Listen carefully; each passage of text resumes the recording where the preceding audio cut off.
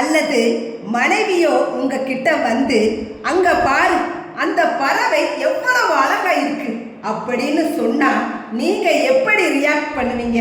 நீங்க என்ன பதில் சொல்றீங்க அப்படிங்கிறது தான் உங்க திருமண வாழ்க்கையோட எதிர்காலத்தையே தீர்மானிக்குது. வாழ்வியல் சார்ந்த விஷயங்களில் நாம் கவனிக்க தவறும் மிக முக்கியமான ஒன்று இது. உளவியலார் ஜான் காட்மேன் புதிதாக திருமணமான 130 தம்பதிகளிடம் ஒரு மிகப்பெரிய ஆய்வை நடத்தினார். அதன்படி பெரும்பாலான திருமணங்கள் விவாகரத்தில் முடிய காரணம் பெரிய பெரிய சண்டைகள் அல்ல. அதாவது பெரிய பெரிய சண்டைகள் கிடையாது, துணை சொல்லும் சின்ன சின்ன விஷயங்களை கண்டுகொள்ளாமல் தவிர்ப்பதுதான். ஆய்வின் முடிவு என்ன சொல்லுது தெரியுமா? பிரிந்து சென்ற தம்பதிகள் தங்கள் துணையின் பேச்சிற்கு 3 முறைக்கு 1 முறை மட்டுமே பதிலளித்துள்ளார்கள்.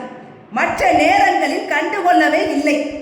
இறுதி வரை மகிழ்ச்சியாக வாழக்கூடியவர்கள் தங்கள் துணை சொல்லும் ஒவ்வொரு சின்ன சின்ன விஷயங்களுக்கும் காது கொடுத்து ஆர்வத்துடன் ரெஸ்பான்ஸ் செய்திருக்கிறார்கள்.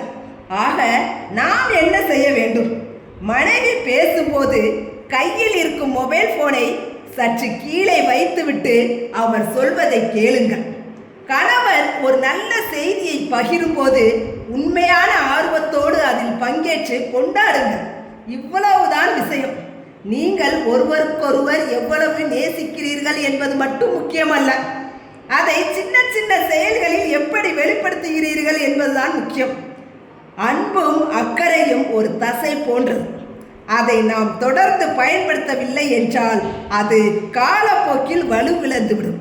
அதுபோலத்தான் திருமண வாழ்க்கையும்.